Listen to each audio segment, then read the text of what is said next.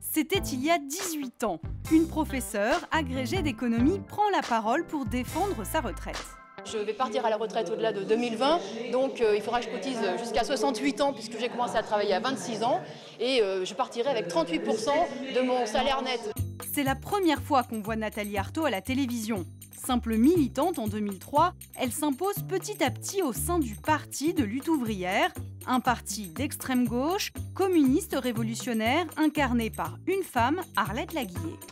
Eh bien oui, je suis une femme et j'ose me présenter comme candidate à la présidence de cette République d'hommes. 6 fois candidate à la présidentielle, elle laisse sa place à la tête du parti en 2007. Et c'est là que Nathalie Arthaud arrive sur le devant de la scène. Parmi les successeurs possibles mis en lumière dans ce parti où on cultive le secret, Nathalie Arthaud, 37 ans, porte-parole de lutte ouvrière dans la région lyonnaise, mais à l'entendre, rien n'est fait. Là, je l'accompagne parce qu'on est en meeting à Lyon. Quant au présidentiel, c'est dans 5 ans, donc là, vraiment, je crois qu'on a le temps de voir tout ça. Donc, c'est pas vraiment d'actualité pour l'instant. Ce n'est pas vraiment d'actualité, mais ses sourires en disent long, puisque quelques mois plus tard... Nathalie Arthaud, 38 ans, est la nouvelle porte-parole de lutte ouvrière. Mais difficile pour elle de se faire un nom tant l'ombre d'Arlette Laguiller est grande. Nathalie Arthaud, la nouvelle Arlette, comme on risque de la surnommer, regardez-la bien.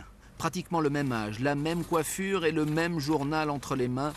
Elle vous rappelle forcément cette jeune femme politique qui crevait l'écran dans les années 70. Arlette Laguiller et Nathalie Arthaud, même en fermant les yeux, on pourrait les confondre. Et c'est vrai. Travailleuse, travailleur. Travailleuse, travailleur. Le style est le même, l'ennemi est le même. En 2012, pour sa première campagne présidentielle, Nathalie Arthaud s'attaque au capitalisme.